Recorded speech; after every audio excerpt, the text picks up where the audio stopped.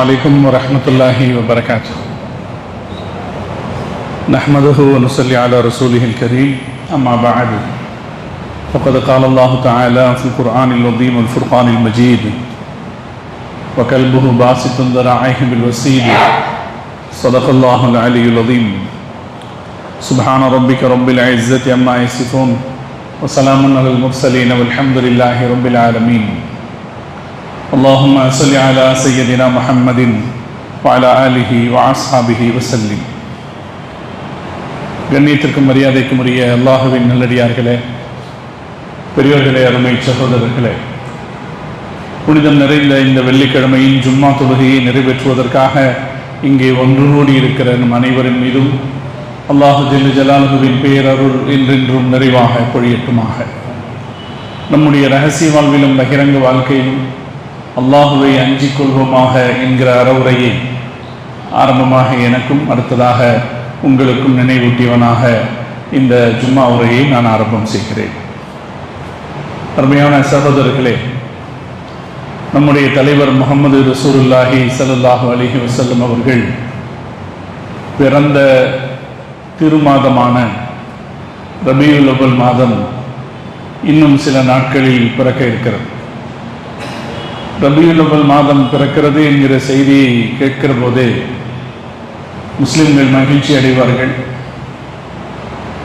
பல நல்ல காரியத்திற்கும் அதை பொருத்தமான நாள் என்று கருதுவார்கள். நம்முடைய தலைவர் பெருமானார் ஸல்லல்லாஹு அலைஹி வஸல்லம் அவர்களுடைய பிறந்த நாள் என்பது முஸ்லிம்களுக்கு மட்டும் மகிழ்ச்சியை தரக்கூடிய ஒரு நாள் அல்ல,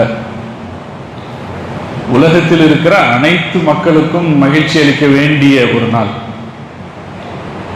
காரணம், பெருமானார் ஸல்லல்லாஹு அலைஹி வஸல்லம் அவர்கள் உலக மக்கள் அனைவருக்கும் நன்மையான வழிகாட்டுதல்களை, உபதேசங்களை செய்திருக்கிறார்கள். அந்த வழிகாட்டுதல்கள் முஸ்லிம்களுக்கு மட்டுமே தேவையானதல்ல, உலகம் முழுமைக்கும் தேவையான வழிகாட்டுதல்கள். அந்த வகையில் பெருமானார் ஸல்லல்லாஹு அலைஹி வஸல்லம் அவர்கள் மனிதர்கள் அவர்களோடு சமூகத்தில் வாழ்கிற நாய்களை பற்றி, நாய்கள் விஷயத்தில் எப்படி நடந்து கொள்ள வேண்டும் என்று வலியுறுத்தி சொல்லியிருக்கிறார்கள். பல வழிகாட்டுதல்களை வழங்கியிருக்கிறார்கள். 1400 வருஷத்திற்கு முன்னால் பெருமானார் ஸல்லல்லாஹு அலைஹி வஸல்லம் அவர்கள் சொன்ன அந்த வழிகாட்டுதல்கள் இன்றைக்கும் பொருந்தக்கூடியது. நீங்கள் கடந்த ஆகஸ்ட் 11ஆம் தேதி இந்தியாவுடைய உச்ச நீதிமன்றத்தில் 2 நீதிபதிகள் அடங்கிய ஒரு பெஞ்ச் அமர்வு ஒரு உத்தரவு சொல்லிச்சு. தில்லியில் இருக்கிற, இந்தியாவுடைய தலைநகர் தில்லியில் இருக்கிற நாய்கள் அனைத்தையும் பிடித்து காப்பகத்தில் வைக்க வேண்டும். யாராவது அப்படி பிடிப்பதற்கு இடையூறு செய்தால், பிடிக்கக்கூடாதுன்னு தடை செய்தால் அவர்கள் கடுமையாக தண்டிக்கப்படுவார்கள் என்று உச்ச நீதிமன்றம் சொல்லுச்சு. இந்த செய்தி சாதாரணமான ஒரு விஷயம் அல்ல, இது ஒரு மிக முக்கியமான உத்தரவு. ஏன் இந்த அளவு இந்த உத்தரவு முக்கியமான உத்தரவாகுதுன்னா, நம்ம நாட்டில் விலங்கு ஆர்வலர்கள் அப்படிங்கிற பேரில் சில பேர் நாய்களை பாதுகாக்க வேண்டும் என்று சொல்லி, நாய்களுக்கு யாரும் இடையூறு செய்யக்கூடாது என்று சொல்லி ஒரு பெரிய ஒரு கருத்தோட்டத்தை உருவாக்கி வைத்திருக்கிறார்.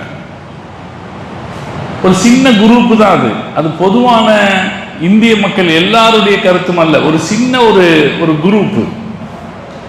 சொல்லப்போனால் சமூகத்தில் உயர்மட்டத்தில் இருப்பவர்கள், தெருக்களில் நடமாட வேண்டிய தேவையில்லாத, கார்களில் மட்டுமே வலம் வரக்கூடிய உயர்மட்டத்தில் இருப்பவர்கள், நாங்கள் நாய்களின் பாதுகாவலர்கள் என்று சொல்லி நாய்களுக்கு இடையூறு எங்காவது செய்யப்படுமானால் அதை பெரிய பிரச்சனை ஆக்கிவிட்டார்.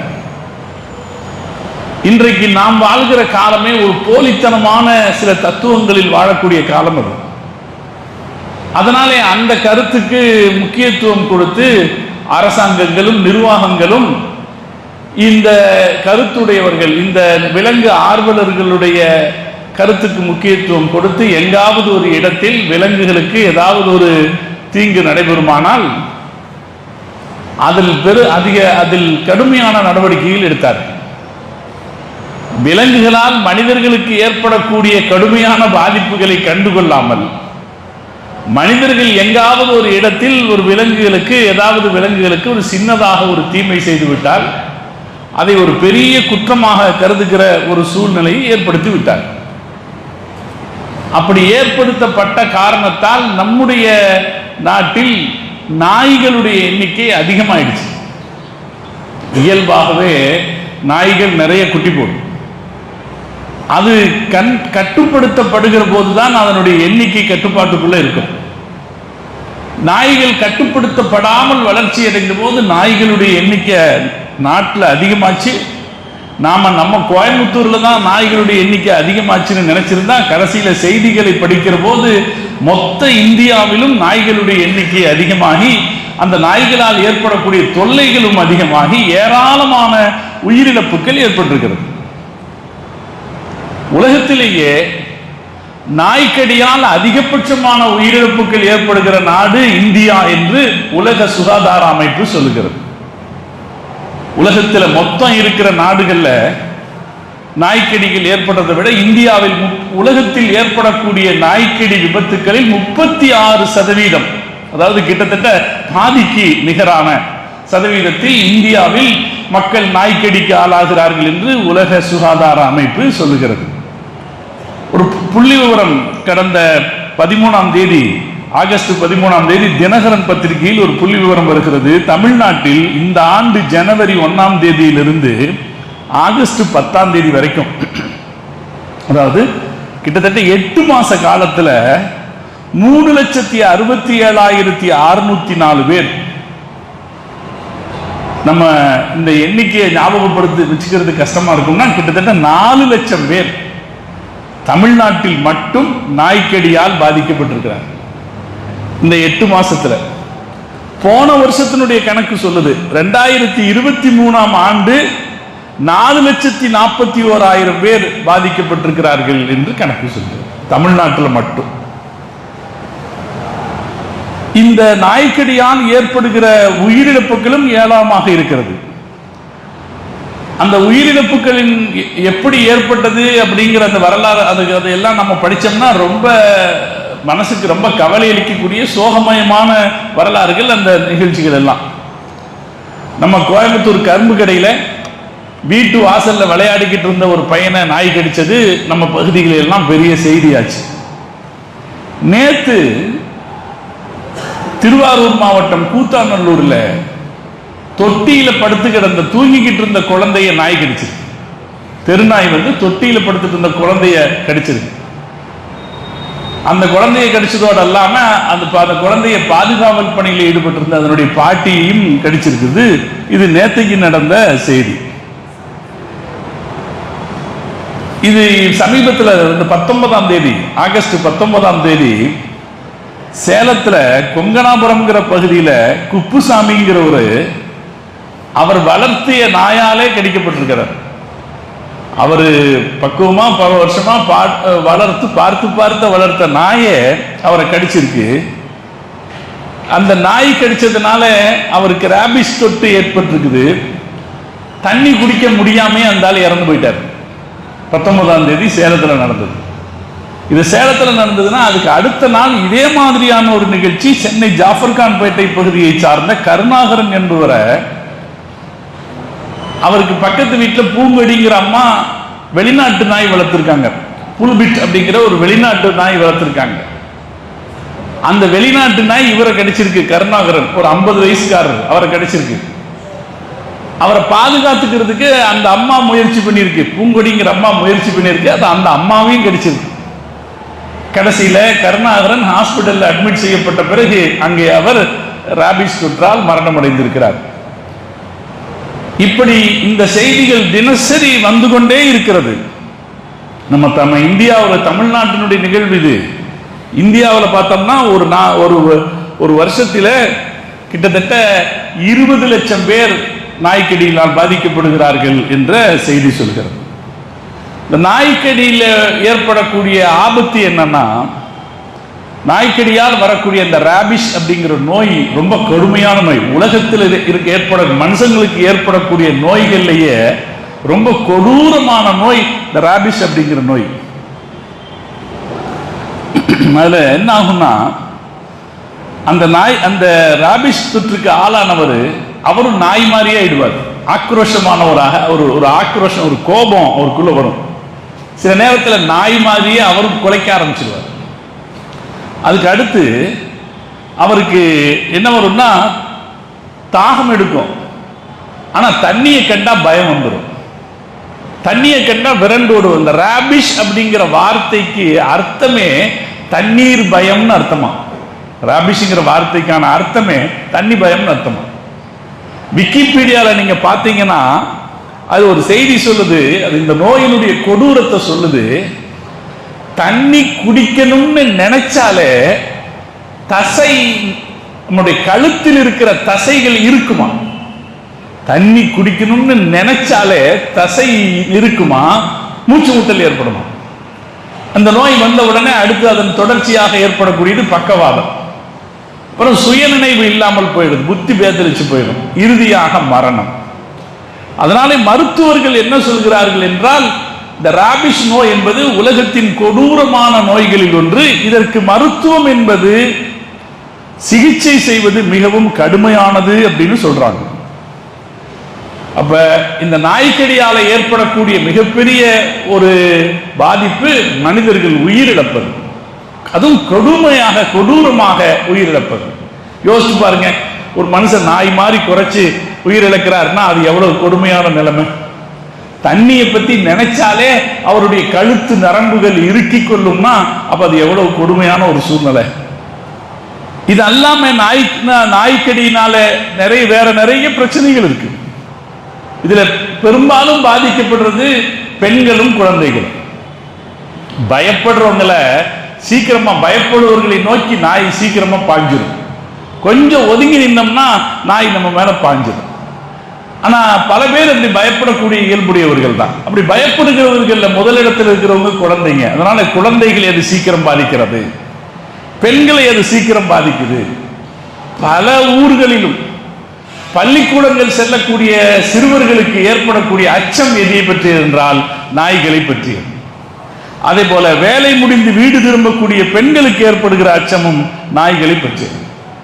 இதெல்லாமே நாய்களால் ஏற்படக்கூடிய இன்னொரு மிகப்பெரிய விபத்து என்னன்னா, இருசக்கர வாகனங்களில் பயணிக்கக்கூடியவர்களுக்கு ஏற்படுகிற ஆபத்து.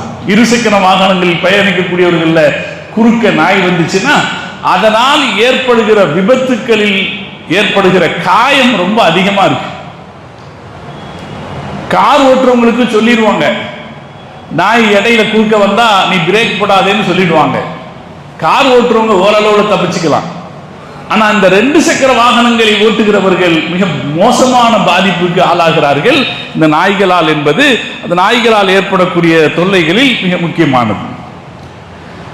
பல பகுதிகளிலையும் ராத்திரி நேரத்தில் கூட்டமா சேர்ந்து நாய்கள் போகும்போது அந்த ராத்திரி நேரத்தில் நாய்கள் மொத்தமா குறைக்கும். நாய்களுடைய குணம் என்ன? மொத்தமா குறைக்கிறது. மொத்தமா குறைக்கும் போது ஒரு பகுதி முழுக்க வீடுகளில் தூங்கி கொண்டிருப்பவருடைய தூக்கம் கெட்டு போகும்.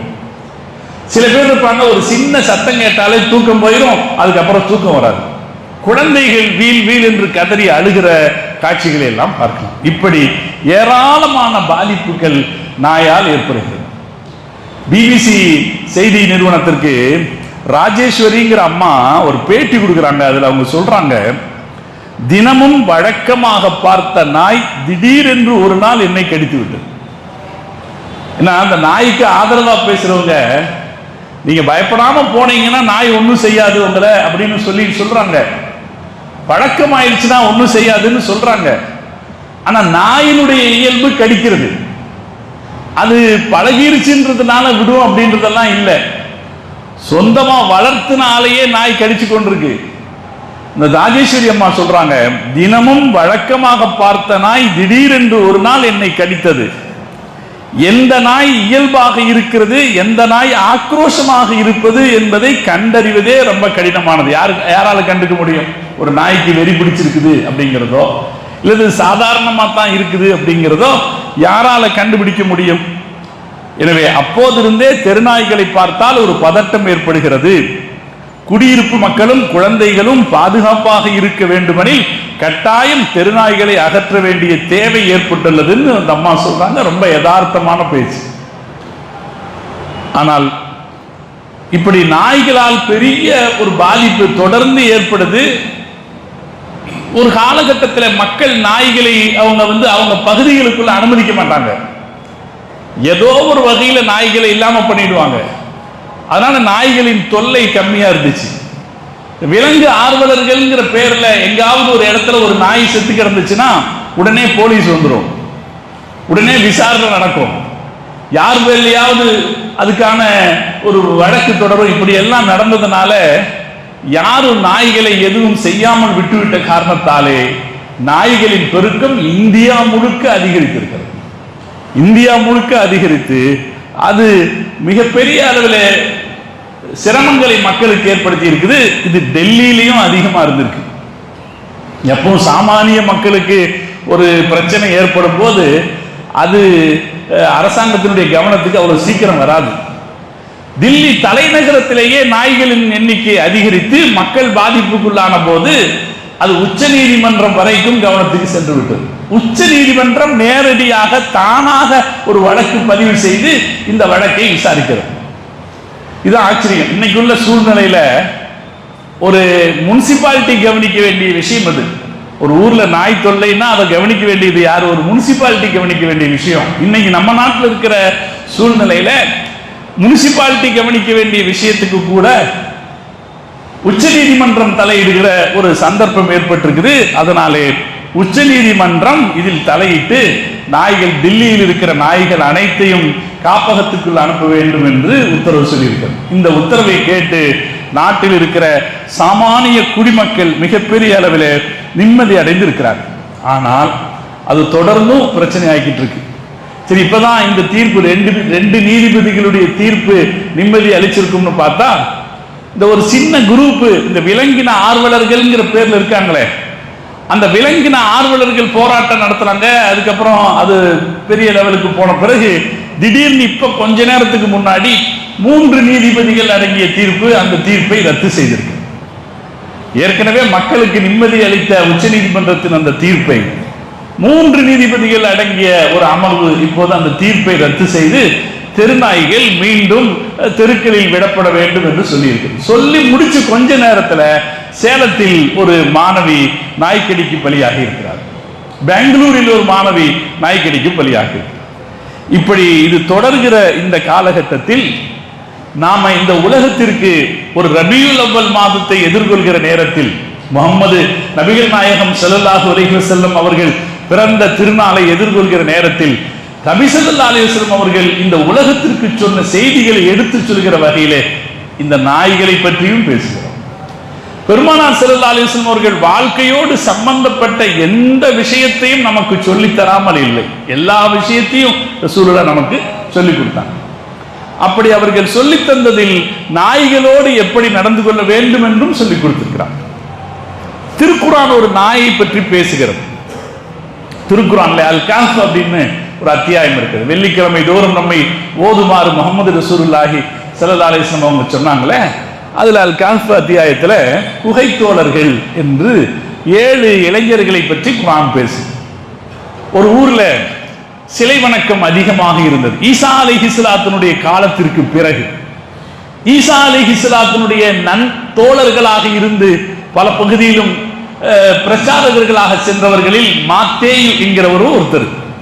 அந்த மாத்தேயி அவரால் பிரச்சாரம் செய்யப்பட்ட ஒரு ஊர்ல நிறைய பேர் சிலை வணங்கிகளாக இருந்தார்கள். ஆனால் அந்த மாத்தேயின் பிரச்சாரத்தால் ஈர்க்கப்பட்ட ஒரு 7 நண்பர்கள் அந்த சிலை வணக்கத்துக்கு எதிராக இருந்தாங்க. அவங்க அந்த ஊர்ல வாழ்றதுக்கு பிரியப்படாம ஊரை விட்டு ஒரு வெளியேறி போனாங்க.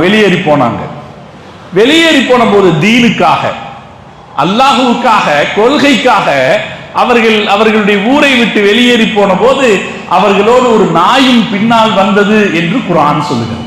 ஒரு நாயும் பின்னாடி வந்துச்சு. அவங்க ஒரு குகைக்குள்ள போனாங்க. அந்த குகைக்குள்ள அல்லாஹ் அவர்களை 300 வருஷம் தூங்க வைத்தார். குர்ஆன் சொல்லுகிறது, வலபல்லரபனா அலா ஆதானிஹிம் ஃபில் கஹஃபி சினீன அததா, 300 வருஷம் அல்லாஹ் அவர்களை தூங்க வைத்தான். அந்த குகை இப்போதும் ஜோர்டானில் இருக்கிறது. 300 வருஷத்திற்கு பிறகு அல்லாஹ் எழுப்பினான். அதை இந்த உலகத்திற்கு ஒரு ஆதாரமாக, அல்லாஹ்வுக்கு என்ன சக்தி இருக்குது அப்படிங்கிறத காட்டுறதுக்கான ஒரு ஆதாரமாக அல்லாஹ் அவங்கள எழுப்பினான்னு வருது. அந்த 300 வருஷமும் அந்த குகைக்குள்ளே அவர்கள் படுத்திருக்கிற போது அல்லாஹ் அவர்களை புரட்டி புரட்டி போட்டான். ஏன்னா ஒரே இடத்துல படுத்திருந்தா உடல் அரிச்சு போயிடுமே, அது அல்லாஹ் அவர்களை புரட்டி புரட்டி போட்டான் என்று சொல்லிக் கொண்டு வருகிற போது அல்லாஹ் ஒரு செய்தி சொல்வான், வகல்புஹு வாசித்துன் திராஇஹி பில் வஸீத், வகல்புஹும் வாசித்துன் திராஇஹி பில் வஸீத்.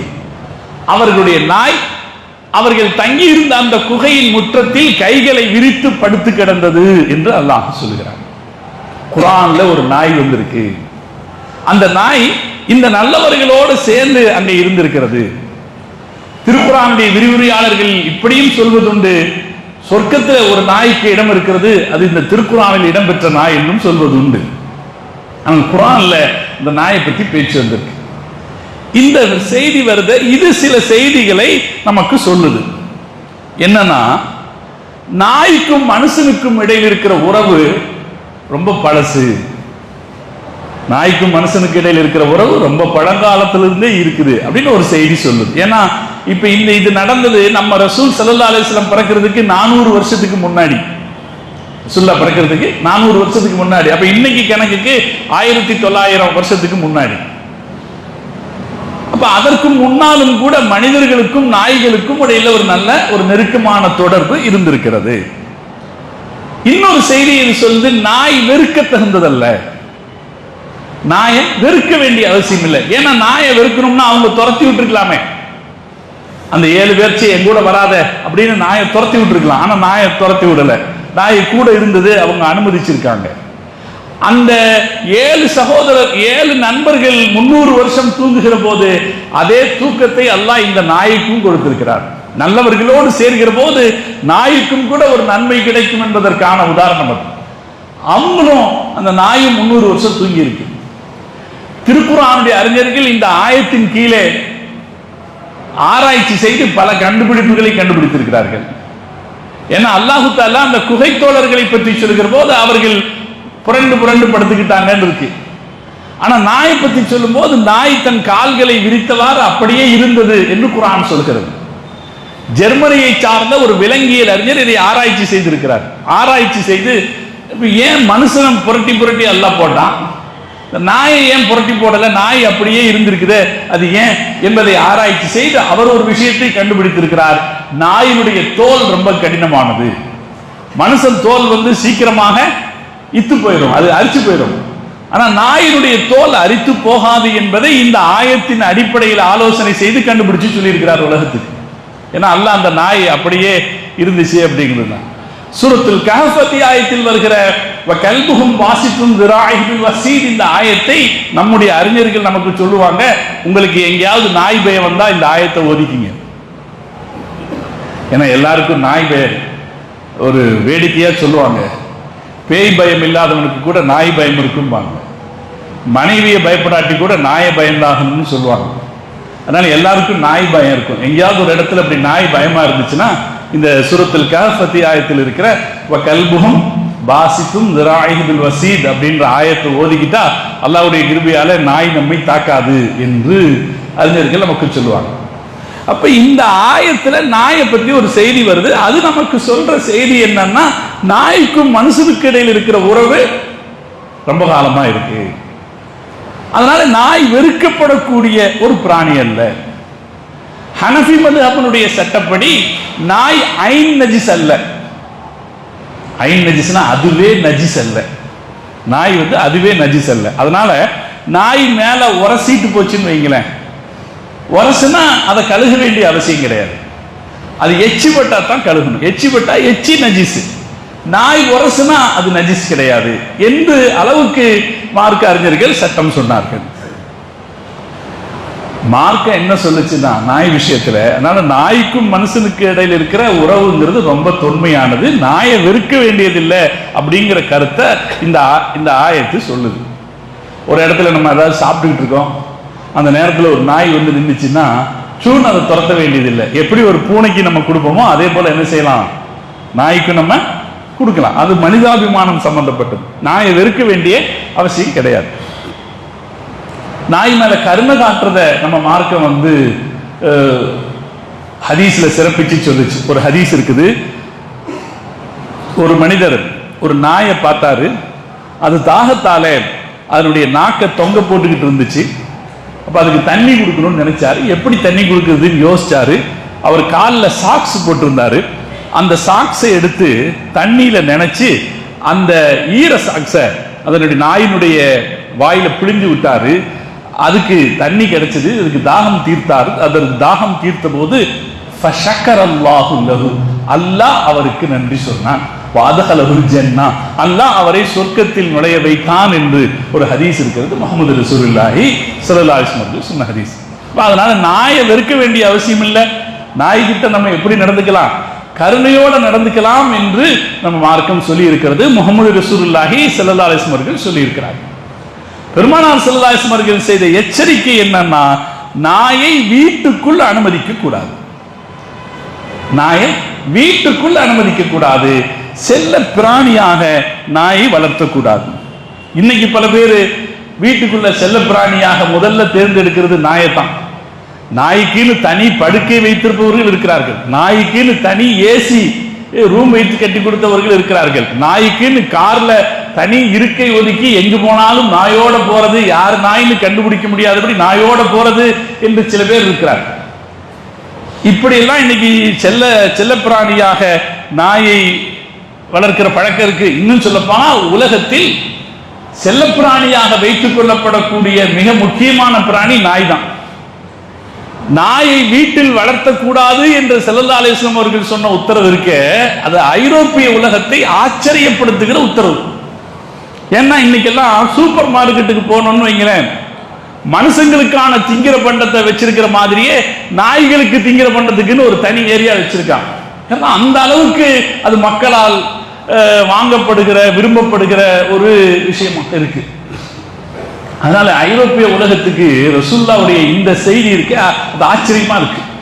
எந்த செய்தி? இன்னும் நாயை இவங்க வச்சுக்க கூடாதுன்ட்டாங்க.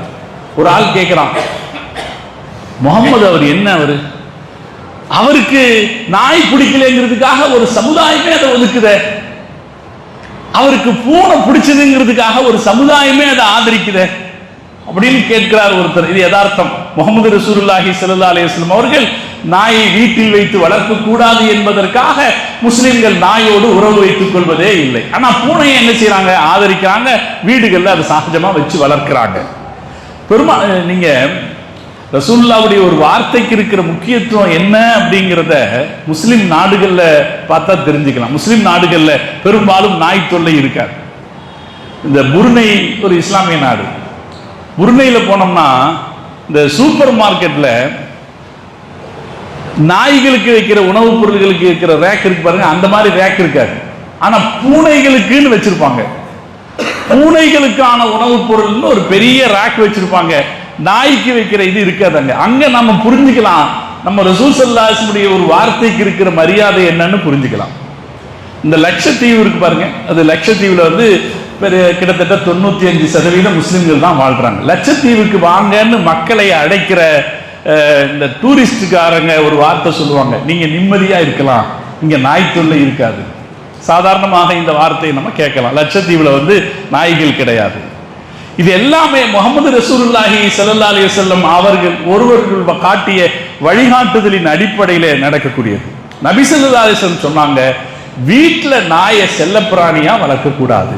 ஒரு ஹதீஸ் இருக்கிறது, லா ததுகுலுல் மலாயிகத்து பைத்தன் ஃபீஹி கல்புன் வலா சூரத்து. எந்த வீட்டில் நாய் இருக்கிறதோ, எந்த வீட்டில் உருவப்படங்கள் இருக்கிறதோ, அந்த வீட்டில் மலக்குமார்கள் நுழைய மாட்டார்கள். அதனால செல்ல பிராணிகளாக முஸ்லிம்கள் நாயை வளர்த்து இந்த ஒரு ஹதீஸ் போதும். மலக்குமார்கள் வரமாட்டாங்கன்னு சொன்ன பிறகு எந்த முஸ்லிம் நாயை வீட்டுக்குள்ள வச்சிருப்பார்? அதனால யாரும் நாயை வைத்துக் கொள்கிற பழக்கம் இல்லை, ஒரு சிலரை தவிர. இந்த இஸ்லாமிய சட்டங்களை மீறி நடக்கிற ஒரு சிலரை தவிர. நாயும் வச்சுக்க கூடாது, உருவப்படங்களும் வச்சுக்கூடாது. இந்த போட்டோஸ் ஆள்களுடைய உருவப்படம் வச்சுக்க கூடாது. அதையும் நம்ம கூடுமான வரைக்கும் தவிர்க்கத்தான் வேணும். காரணம், உருவப்படங்கள் வழியாகத்தான் ஷிர்க் வந்தது என்பது யதார்த்தம். உருவப்படங்களை வச்சிட்டு இருந்தவங்க தான் கொஞ்சம் கொஞ்சமா அந்த ஷிர்க்குக்கு கொண்டு போய் சேர்ந்தது அப்படிங்கிறதுனால உருவப்படங்களுக்கு மார்க்கம். அதனால நாம அறிஞர்கள் நமக்கு வழிகாட்டுகிறது என்னன்னா, இன்னைக்கு போட்டோங்கிறது ஒரு தவிர்க்க முடியாத விஷயம் ஆயிடுச்சு. இன்னைக்கு இருக்கிற தொழில்நுட்ப காலத்துல போட்டோங்கிறது தவிர்க்க முடியாத விஷயம் ஆயிடுச்சு. நாம மார்க்க அறிஞர்கள் வழிகாட்டுகிறார்கள், மூமின்களுக்கு இந்த ஹதீஸின்படி நடப்பதற்கு குறைந்தபட்சம் மரியாதை என்கிற வகையில போட்டோக்களை வைக்காதீர்கள். அது அத்தாவாக இருக்கட்டும், அம்மாவாக இருக்கட்டும், ஷேக்மார்களாக இருக்கட்டும், உஸ்தாதுகளாக இருக்கட்டும், யாரையும் மரியாதைங்கிற அடிப்படையில் நீங்க போட்டோக்களை வைக்காதீர்கள், மாட்டி வைக்காதீர்கள். ஏனென்றால் பெருமானார் ஸல்லல்லாஹு அலைஹி வஸல்லம் அவர்களுடைய வழிகாட்டுதல் ரொம்ப தெளிவாக இருக்கிறது. லா யதுகுலுல் மலாயிக் லா ததுகுலுல் மலாயிகத்து பைத்தன் ஃபீஹி கல்புன் வலா சூரத்து. எந்த வீட்டில் நாய் இருக்கிறதோ, எந்த வீட்டில் உருவப்படங்கள் இருக்கிறதோ, அந்த வீட்டில் மலக்குமார்கள் நுழைய மாட்டார்கள். மைமூனா ரலியல்லாஹு தஆலா அன்ஹா அவர்கள் அறிவிக்கிற ஒரு ஹதீஸ் இருக்குது. நான் ரசூல் ஸல்லல்லாஹு அலைஹி வஸல்லம் ஒரு நாள் பார்த்தேன், ரொம்ப சோகமா இருந்தாங்க. நான் ரசூலுல்லாஹ்ட்ட கேட்டேன், அல்லாஹ்வின் தூதரே, உங்களை நான் இது மாதிரி பார்த்தது இல்லையே, ரொம்ப கவலையா இருக்கிறீங்களே அப்படின்னு நான் கேட்டேன்.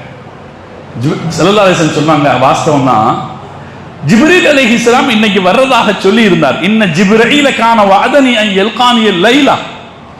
இன்னைக்கு என்ன சந்திக்கிறதா ஜிப்ரீல் சொல்லி இருந்தாரு, ஆனா அவர் வரல, அதனால எனக்கு கொஞ்சம் வருத்தமா இருக்குதுன்னு ரசூலுல்லாஹ் சொன்னாங்க. அதுக்கப்புறம் ஸல்லல்லாஹு அலைஹி வஸல்லம் அவங்க அடுத்த நாளும் பார்த்தாங்க, அந்த நாளும் ஜிப்ரீல் அலைஹிஸ்ஸலாம் வரல. என்ன பிரச்சனையா இருக்கும்னு பார்த்தபோது மைமுனா ரலியல்லாஹு தஆலா அன்ஹா சொல்றாங்க, ரசூலுல்லாஹ்வுடைய மனசுக்குள்ள என்னமோ பட்டுச்சு, வீட்டுல ஒரு குட்டி நாய் இருந்தது. சும்மா வகாஃபி நஃப்ஸிஹி ஜுர்வு கல்பின் தஹ்த ஃபுஸ்தாதின் லஹு. வீட்டுக்குள்ளார ஒரு சின்ன குட்டி நாய் ஒன்று அங்க இருந்துச்சு. ஸல்லல்லாஹு அலைஹி வஸல்லம் அவர்கள் அதை வெளியேற்றுமாறு சொன்னார்கள். ஃபஉக்ரிஜ, அது வெளியேற்றப்பட்டது. சும்மா அகத பியதிஹி மாஅன் ஃபனல்லாஹ மகானஹு. ரசூலுல்லாஹ் ஒரு தண்ணி எடுத்து அந்த இடத்துல தொளிச்சு விட்டு அதை சரி பண்ணி விட்டாங்க. மண்ணு தானே, அந்த தண்ணியை தொளிச்சு விட்டாங்க ஸல்லல்லாஹு அலைஹி வஸல்லம். அதற்கு பிறகு ஜிப்ரீல் அலைஹிஸ்ஸலாம் அவர்கள் வந்தார்கள். வந்தபோது நபி ஸல்லல்லாஹு அலைஹி வஸல்லம் அவர்கள் அவரிடத்துல கேட்டாங்க, லக்கது வஅத்தனி அன் தல்கானியல் பாரிஹா, நீங்க நேத்தே என்ன பார்க்க வரதா சொல்லிட்டு வராம போயிட்டீங்களே என்று கேட்டபோது ஜிப்ரீல் அலைஹிஸ்ஸலாம் அவர்கள் சொன்னார்கள், அஜல் வலாகின்னா லா நதுகுல் பைத்தன் ஃபீஹி கல்புன் வலா சுவர். ஆமா, வாஸ்தவம் தான், உங்க வீட்டுல ஒரு நாய் இருந்துச்சு, நாய் இருக்கிற வீட்டுக்குள் நாங்கள் உள்ளே வரமாட்டோம் என்று ஜிப்ரீல் அலைஹிஸ்ஸலாம் அவர்கள் சொன்னார்கள் என்கிற ஒரு ஹதீஸ் இருக்கிறது. இந்த ஹதீஸ் வீட்டில் செல்லப்பிராணியாக நாயை வளர்க்க கூடாது என்கிற ஒரு தெளிவான செய்தியை நமக்கு சொல்லுகிறது. நாய் வளர்த்தா அங்க யார் வரமாட்டா? ஜிப்ரீல் அலைஹிஸ்ஸலாம் வரமாட்டாங்க. இப்ப நம்ம என்ன பார்க்கணும்? செல்லத்துக்காக அல்லது நம்ம பிரியத்துக்காக அல்லது நம்ம ஆசைக்காக, அது ஒரு மனுஷனுக்கு விலங்குகள் மீது ஏற்படுகிற ஆசைங்கிறது அது ரொம்ப பெரிய காரணத்துல தான் வருங்கிறது இல்லை. நல்ல ஆழமான காரணத்தினாலதான் மனுஷனுக்கு விலங்கு மேல ஆசை வருதுன்னு அல்ல. அமெரிக்காவில் ஒரு பெண்மணி மலைப்பாம்பை ஹியூமன் கம்பேனியனாக வச்சிருக்காங்க, மலைப்பாம்பு. அப்போ ஒரு விலங்கின் மீது ஆசை ஏதோ ஒரு நேரத்தில் வரும். நம்ம மனசுக்குள்ள ஆசை அப்படிங்கிறது ஒரு காரணத்தால வர்றதுன்றது கிடையாது. பெரும்பாலும் ஒரு ஆள் மேல திடீர்னு ஒரு பாசம் வரும், ஒரு ஆள் மேல திடீர்னு ஒரு வெறுப்பு வரும், காரணமே இருக்காது. அதனால இதுக்கு ரொம்ப பெரிய முக்கியத்துவத்தை நாம கொடுக்க கூடாது. மார்க்கம் காட்டி இருக்கிற வழிகாட்டுதல்களுக்கு நாம பெரிய முக்கியத்துவம் கொடுக்கணும். இப்ப நபி ஸல்லல்லாஹு அலைஹி வஸல்லம் அவர்கள் சொல்கிறார்கள், நாய் இருக்கிற வீட்டுக்கு ஜிப்ரீல் அலைஹிஸ்ஸலாம் அவர்கள் வரமாட்டார் என்று சொல்லிவிட்டார்கள்னா அதுக்கு பின்னாலே எந்த முஸ்லிமாவது வீட்டில் நாய் வைப்பாங்களா? ஸல்லல்லாஹு அலைஹி வஸல்லம் அவங்க இன்னொன்னு சொன்னாங்க. அபூ ஹுரைரா ரலியல்லாஹு தஆலா அன்ஹு அவர்கள் அறிவிக்கிற ஹதீஸ்ல ஸல்லல்லாஹு அலைஹி வஸல்லம் சொன்னாங்க,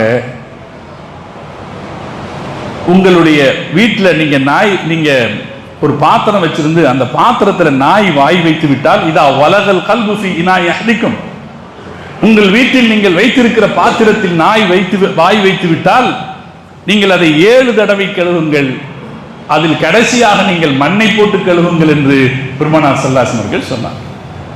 ஒரு ஹதீஸ்ல ஸல்லல்லாஹு அலைஹி வஸல்லம் அவர்கள் இன்னொரு செய்தி சொன்னாங்க, நாயினும் ஒரு இனம் இருக்குது. நாயும் மனிதர்கள் எப்படி இந்த பூமியிலே அல்லாஹ் படைத்த ஒரு சமுதாயமோ அதே போல நாயும் ஒரு சமுதாயம் தான் அப்படின்னு சொல்லிட்டு சொன்னாங்க. நான் உங்களை நாய்களை கொல்லுமாறு உத்தரவிட்டிருந்தேன். ஏன்னா ரசூல் ஸல்லல்லாஹு அலைஹி வஸல்லம் ஒரு தடவை சொன்னாங்க, உக்துல் கிலாப, நீங்கள் நாய்களை கொல்லுங்கள்னாங்க. அதுக்கப்புறம் சொன்னாங்க, நாய்களை நான் கொல்லுமாறு உத்தரவிட்டது காரணத்தை நீங்க புரிஞ்சுக்கணும். ஏதோ அது நம்ம மேல அது மீது இருக்கிற வெறுப்புல சொல்லல.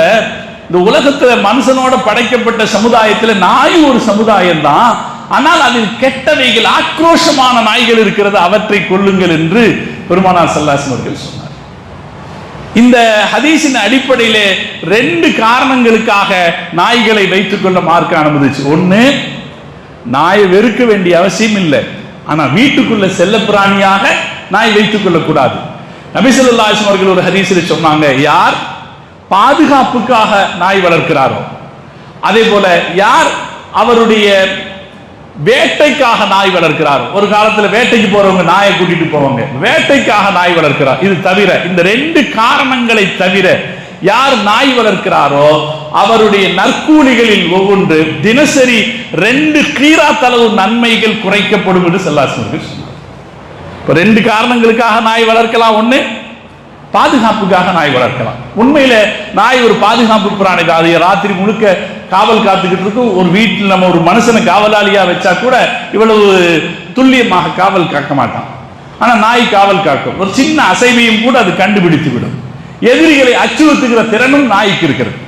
அதனால பாதுகாப்புக்காக நாய் வளர்க்கலாம், வேட்டைக்கு போகிறவர்கள் நாய் வளர்க்கலாம். இந்த 2 காரணங்களை தவிர யார் நாய் வளர்க்கிறாரோ அவருடைய அமல்களில் 2 கீராத்துகள் குறைக்கப்படும் என்று ஸல்லல்லாஹு அலைஹி வஸல்லம் சொன்னார்கள். தினசரி கீராத்துனா அதுக்கு விளக்கத்தை ரசூலுல்லாஹ் வேறொரு ஹதீஸ்ல சொன்னாங்க, உஹது மலை அளவு என்று விளக்கம் சொன்னார்கள்.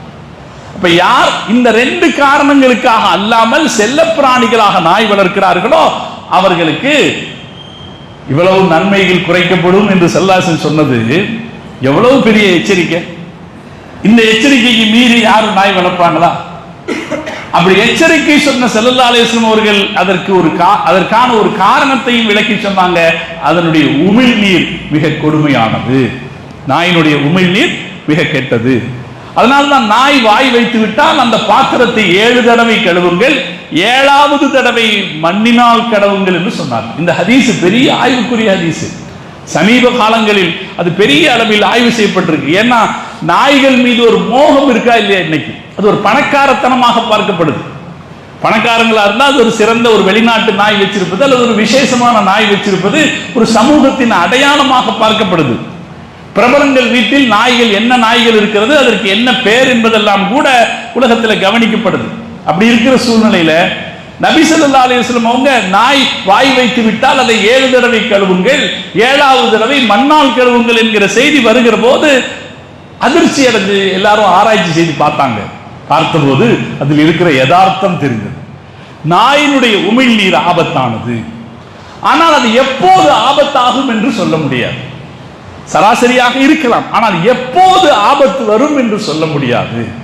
அப்படி ஆபத்தாகும் பட்சத்தில் அதனால் ஏற்படக்கூடிய விபத்து மிக கொடுமையானது. நான் ஏற்கனவே உங்களுக்கு சொன்னேன், நாயினுடைய உமிழ்நீர்னால்தான் இந்த ராபிஸ் அப்படிங்கிற தொற்று நோய் ஏற்படுகிறது. ராபிஸ் ஏற்படும்.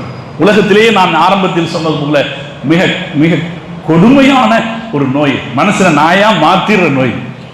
தண்ணீரை நினைச்சாலே நம்முடைய கழுத்து தசைகளை இறுக்கி விடுகிற நோய் அது. நம்மை சுயநினைவு இழக்க செய்கிற, நம்முடைய உடலை செயலிழக்க செய்யக்கூடிய, மரம் வரைக்கும் கொண்டு போய் விடுகிற ஒரு நோய் இந்த ராபிஸ் நோய். அது வருவதற்கு என்ன காரணம்னா நாயினுடைய எச்சி தாங்கிறாங்க. அந்த எச்சி அதில் இருக்கிற இயல்பாகவே அதுல பாக்டீரியாக்கள் அதிகம். அந்த பாக்டீரியாக்களை சுத்தம் பண்ற ஒரே சக்தி மண்ணுக்கு இருக்கிறது என்று கண்டுபிடித்திருக்க. நாயினுடைய உமிழ்நீரில் இருக்கிற கிருமிகளை அழிக்கிற சக்தி மண்ணுக்கு இருக்கிறது என்று கண்டுபிடித்திருக்கிறார். அப்ப நபி ஸல்லல்லாஹு அலைஹி வஸல்லம் அவங்க நாய்களை பற்றி சொல்லுகிற போது வீட்டில் செல்லப்பிராணியா அதை வைக்காதீங்க, அதனுடைய உமிழ்நீர் ஆபத்தானது என்று சொல்லி இருக்கிற அந்த எச்சரிக்கை இருக்கிறதே, அது நாம கவனிக்க வேண்டும். ஸல்லல்லாஹு அலைஹி வஸல்லம் அவர்கள் நாய் இருக்கிற இடத்தில் மலக்குமார்கள் வரமாட்டார்கள் என்று சொன்ன ஹதீஸ் இருக்கிறதே, அதை நாம் கவனிக்க வேண்டும். இந்த விபத்தையும் நாம புரிந்து கொள்ளணும். அதனாலே ரசூல் ஸல்லல்லாஹு அலைஹி வஸல்லம் அவங்க நாய்களை குறித்து நமக்கு சொல்லும் போது ஒரு செய்தியில சொன்னாங்க, நாயை நீங்க பாதுகாப்பான முறையில் வச்சுக்கலாம்.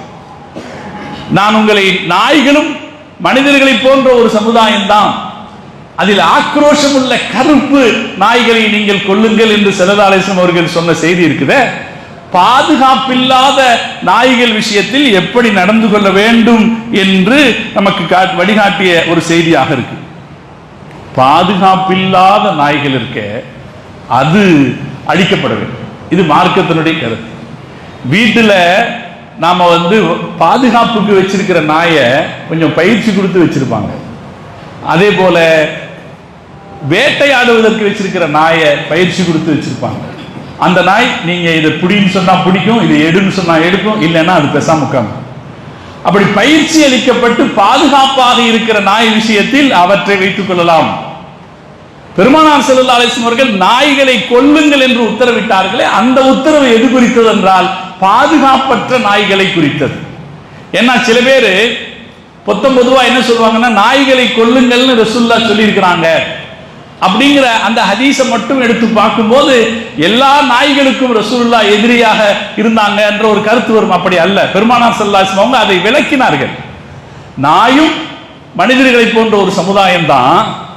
நாய்களை கொல்லுமாறு நான் உங்களுக்கு சொன்னது அதில் இருக்கிற ஆக்ரோஷம் உள்ள காட்டு நாய்களைத்தான் நான் கொல்லுமாறு சொன்னேன்.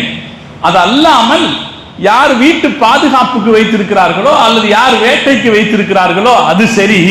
அது அல்லாத காரணத்தால் வீட்டில் நாய்கள் வைத்திருந்தால் அவர்களுடைய நன்மைகள் குறைக்கப்படும் என்று பெருமானார் ஸல்லல்லாஹு அலைஹி வஸல்லம் அவர்கள் அந்த ஹதீஸிலே விளக்கி சொன்னார். எனவே இந்த செய்தி சொல்றது என்னன்னா, பாதுகாப்பில்லாத நாய் வளர்ப்பு என்பது தவிர்க்கப்பட வேண்டியது. அந்த நாய்கள் அழிக்கப்பட வேண்டும் என்பதுதான் இஸ்லாமின் கருத்து. இதை முஸ்லிம்கள் கடைபிடிச்சாங்க காலமெல்லாம். வீட்டுக்கு பாதுகாப்புக்கு நாய் வச்சிருப்பாங்க, அதே போல வேட்டைக்கு நாய் வச்சிருப்பாங்க. அது அல்லாமல் பாதுகாப்பில்லாத நாய்கள் முஸ்லிம் பகுதியில் இருக்காது. காரணம், அதை எப்படியோ வரவிடாமல் செய்து விடுவார்கள், அழித்து விடுவார்கள். அது உலகத்திற்கு நன்மையானது. அந்த நன்மையை இப்போது உச்ச நீதிமன்றம் புரிந்து கொண்டிருந்தது. போன 11ஆம் தேதி உச்ச நீதிமன்றத்தில் இருக்கிற 2 நீதிபதிகள் அதை புரிந்து கொண்டிருந்தார்கள். அதனால் தெருக்களில் சுத்துகிற நாய்களை எல்லாம் நாம காப்பகத்துக்குள்ள அடைக்க வேண்டும் என்று உத்தரவிட்டார்கள். அது ஒரு சரியான உத்தரவு. அதற்கு பிறகு சென்னை மாநகராட்சி ஒரு உத்தரவு போட்டுச்சு. ஏன்னா சென்னையில நிறைய நாய் தொல்லை இருக்கு. சென்னை மாநகராட்சி ஒரு உத்தரவு போட்டது, யார் நாய் வளர்க்கிறார்களோ அவர்கள் நாய்க்கு தடுப்பூசி போட்டிருக்கணும் கட்டாயமா. ஆனா தடுப்பூசி போடணும்னு சொன்னா கூட தடுப்பூசியாலே நல்ல தீர்வு வந்துவிடும் சொல்ல முடியல. அதனால அவங்க நாய்க்கு நீங்கள் முகமூடி போட்டுக் கொண்டுதான் நாயை வெளியே கொண்டு வர வேண்டும், இல்லை என்றால் கடுமையான தண்டனை தரப்படும் என்று சென்னை மாநகராட்சி 2 நாளைக்கு முன்னாடி அறிவிச்சிருக்கு. இது ஒரு சரியான நடவடிக்கை. இது முஹம்மது ரசூலுல்லாஹி ஸல்லல்லாஹு அலைஹி வஸல்லம் அவர்கள் மனித குலத்துக்கு காட்டிய வழிகாட்டுதல். நாம நாயை வெறுக்கிறோம்ங்கிறதல்ல அதுக்கு அர்த்தம். அல்லாஹ் ஒரு விஷயத்தை படைச்சிருக்கும் போது, இந்த பூமியில ஒரு விஷயத்தை அல்லாஹ் படைச்சிருக்கும் போது குர்ஆன் சொல்லுது, இந்த பூமியில என்னவெல்லாம் படைக்கப்பட்டிருக்குதோ அதுவெல்லாம் மனிதர்களின் நன்மைக்காக படைக்கப்பட்டது என்று குர்ஆன் சொல்லுது. பாம்பு, தேளு அதுவும் மனுஷர்களுடைய நன்மைக்காகத்தான். ஏனென்றால் காற்றில் இருக்கிற விஷச்சத்துக்களை பாம்பும் தேளும் உறிஞ்சிக் கொள்கின்றன. ரசூல் ஸல்லல்லாஹு அலைஹி வஸல்லம் அதனாலதான் சொன்னாங்க, பாம்பை பார்த்தா அடிக்காதீங்கன்னாங்க. பாம்பை பிடிச்சு விட்டுருங்க, அது உள்ள வந்தா அடிச்சிடலாம், வீட்டுக்குள்ள வந்தா அடிச்சிடலாம், இல்லைன்னா அது அதன் வெளியில விட்டுறணும்னாங்க. ஏன்னா அல்லாஹ் தஆலா இந்த உலகத்தில் எவற்றையெல்லாம் படைத்திருக்கிறானோ அவையெல்லாம் மனிதனுக்கு நன்மைக்காக படைக்கப்பட்டதுன்னு குர்ஆன் சொல்லுது. அதனால நாயுமே கூட அதனால ஒரு நன்மை இருக்கும். அதனால ஒரு நன்மை இருக்குத்தான் செய்யும். பாதுகாப்புக்கு உதவுது, வேறு காரியங்களுக்கு உதவுது, அதனால சில நன்மைகள் இருக்கலாம். பழக்கப்படுத்தப்பட்ட பாதுகாக்கப்பட்ட நாய்களை அதற்குரிய முறையில் வைத்துக் கொள்ளலாம். செல்ல பிராணிகளாக நாய்களை வைக்கக்கூடாது. அதே போல பாதுகாப்பற்ற நாய்கள் அனுமதிக்கப்படக்கூடாது. இது இஸ்லாமிய வழிகாட்டுதல். இந்த வழிகாட்டுதல் முஸ்லிம்கள் வாழ்கிற நிலமெல்லாம் கடைபிடிக்கப்பட்டது. எங்கெல்லாம் முஸ்லிம்கள் இருக்கிறாங்களோ அங்கெல்லாம் நிம்மதியா போலாம். இப்ப துபாயில் இருக்கிறவங்க, அது மாதிரி மற்ற அரபு நாடுகள் இருக்கிறவங்க சாதாரணமா ராத்திரி 2 மணிக்கு எந்திரிச்சு நடந்து போலாம். அங்க நாய் பயம் இருக்காது. இப்ப நம்ம ஊர்ல அப்படி போக முடியலையே. யார் தெருக்களில் நடந்து போகிறார்களோ அவர்கள் எல்லாம் அச்சப்பட்டு கொண்டே போக வேண்டி இருக்கிறது. பல நேரத்தில் நான் நாயை பயந்து ஆட்டோல போயிருக்கேன். பக்கத்துல தான் நடந்து போற இடம் தான். ஆனாலும் நாய் இருந்தா என்ன செய்யறது? நாய் கூட்டம் கூட்டமா இருக்கு, எங்க பார்த்தாலும் கூட்டம் கூட்டமா இருக்கிற நாய். அதனால நாய்க்கடி பயப்படாம இருக்க முடியாதுன்னு அதற்காக பயப்படுகிற சூழ்நிலை சாமானிய மக்கள் எல்லோருக்கும் இருக்குது. இந்த நிலையில உச்சநீதிமன்றம் கொடுத்த அந்த தீர்ப்பு ரொம்ப சிறப்பான ஒரு தீர்ப்பு. அந்த திசையிலே நடக்க வேண்டும். இன்று உச்சநீதிமன்றம் அந்த தீர்ப்பை மாற்றி இருந்தாலும் கூட நாம நீதி அரசர்களை கேட்டுக்கொள்வது முஹம்மது ரசூலுல்லாஹி ஸல்லல்லாஹு அலைஹி வஸல்லம் அவர்களுடைய வழிகாட்டுதல்களை கொஞ்சம் படித்துப்பார். அந்த வழிகாட்டுதல்கள் மிக நியாயமானது, அந்த வழிகாட்டுதல்கள் மிகச் சரியானது. பெருமானார் ஸல்லல்லாஹு அலைஹி வஸல்லம் அவர்கள் எந்த வழிகாட்டுதல்களை சொன்னார்களோ அந்த வழிகாட்டுதல்கள் எல்லா காலத்திற்கும் எல்லா சூழ்நிலைகளுக்கும் பொருந்தி செல்லக்கூடியது என்கிற செய்தியை நாம் உலகத்திற்கு சொல்கிறோம். நாம சொல்லணும், பார்க்கிற இடத்துல எல்லாம் அந்த செய்தியை பரப்புவோம். எங்க நபி இப்படி சொல்லியிருக்கு. ஏன்னா நாம நாயை வெறுக்கிறவங்க அப்படின்னு ஒரு பேர் பரவி, நாயை வெறுக்கிறவங்கன்னு ஒரு பேர் பரவி.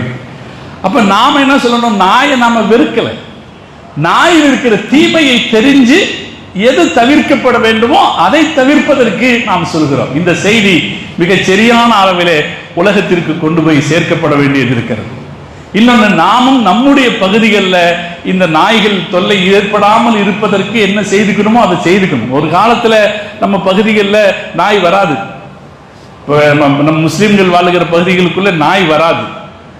அப்ப அதுக்கான ஏற்பாடுகள் அன்று செய்வார்கள் என்றால், அதுபோல நாய்கள் வராமல் இருப்பதற்கான தெருநாய்கள், பாதுகாப்பு இல்லாத நாய்கள் வராமல் இருப்பதற்கு என்ன ஏற்பாடுகளை செய்து கொள்ள வேண்டுமோ அந்த ஏற்பாடுகளை நாம் செய்து கொள்ளணும். இப்ப நாயை கொன்னா தப்பு, ஆனா நாய் நம்ம ஊருக்குள்ள வராம தடுக்கிறது தப்புன்னு யாரும் சொல்ல முடியாது. அதனால வராம தடுக்கலாம். அதற்கு என்ன தேவையோ, என்ன ஏற்பாடுகள் இருக்கிறதோ அந்த ஏற்பாடுகளை செய்ய வேண்டும். எல்லாவற்றையும் விட மேலானது நம்முடைய தலைவர் முஹம்மது ரசூலுல்லாஹி ஸல்லல்லாஹு அலைஹி வஸல்லம் அவர்கள் எந்த விஷயத்திலும் நமக்கு மிச்சம் வைக்காமல் நம் வாழ்க்கைக்கான வழிகாட்டுதலை செய்திருக்கிறார்கள் என்பது. அல்லாஹ் ஜல்ல ஜலாலுஹு அந்த பெருமானாரை உணர்ந்து வாழக்கூடிய தௌஃபீக்கை அல்லாஹ் நம் அனைவருக்கும் தந்தல் புரிவானாக. ரபியுல் அவ்வல் மாதம் பிறந்து விட்டாலே பெருமானார் ஸல்லல்லாஹு அலைஹி வஸல்லம் அவருடைய பெருமைகள் நினைவு கூறப்படுகிற நேரத்தில் நாம ரசூல் ஸல்லல்லாஹு அலைஹி வஸல்லம் நம்ம ஒவ்வொரு நிமிஷத்திலும் ஒவ்வொருத்தரும் தனித்தனியா நாம நினைவு கூறணும்.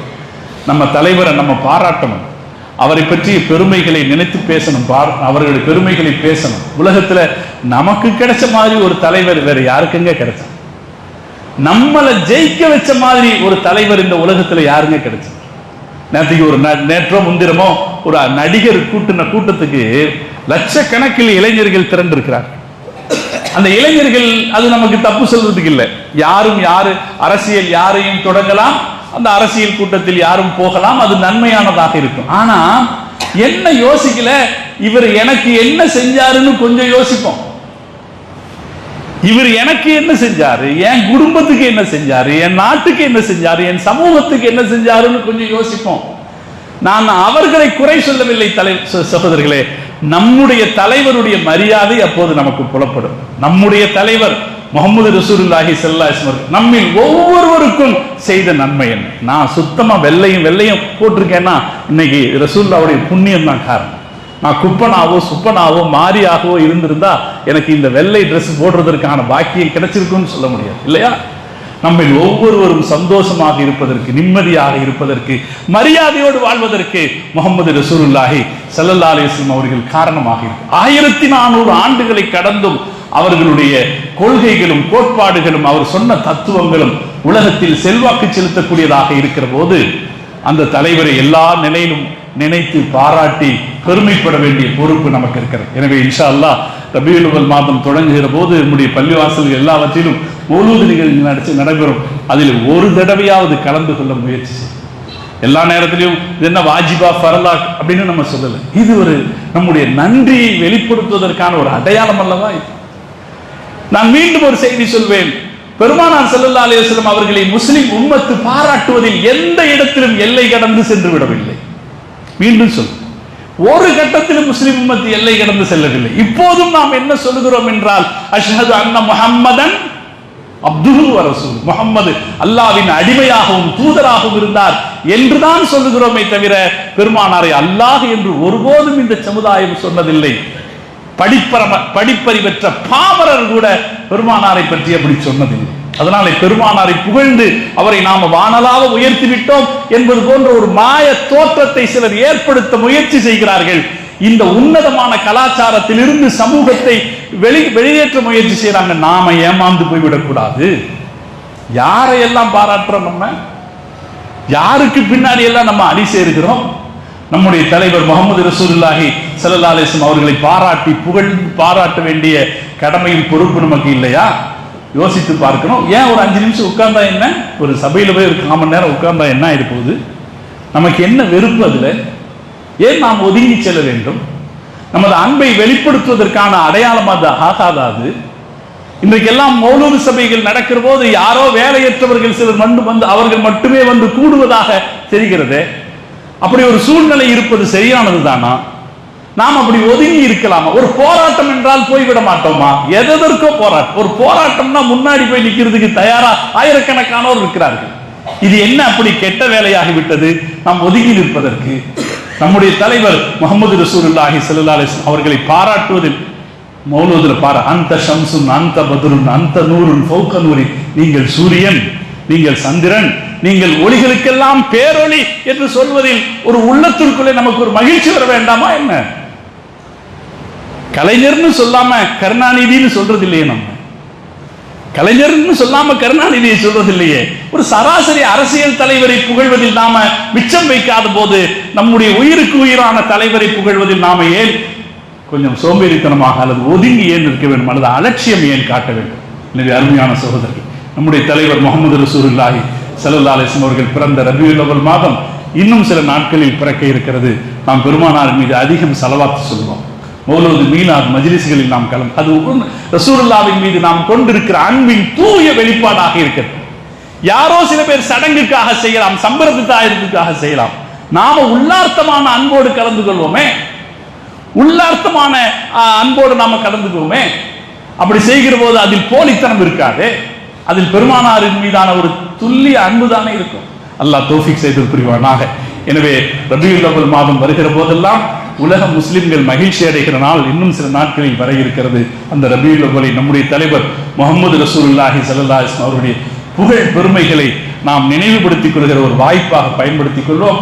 எல்லாம் வல்ல அல்லாஹ் தஆலா நமக்கு அதற்கான தௌஃபீக்கை தந்தல் புரிவானாக.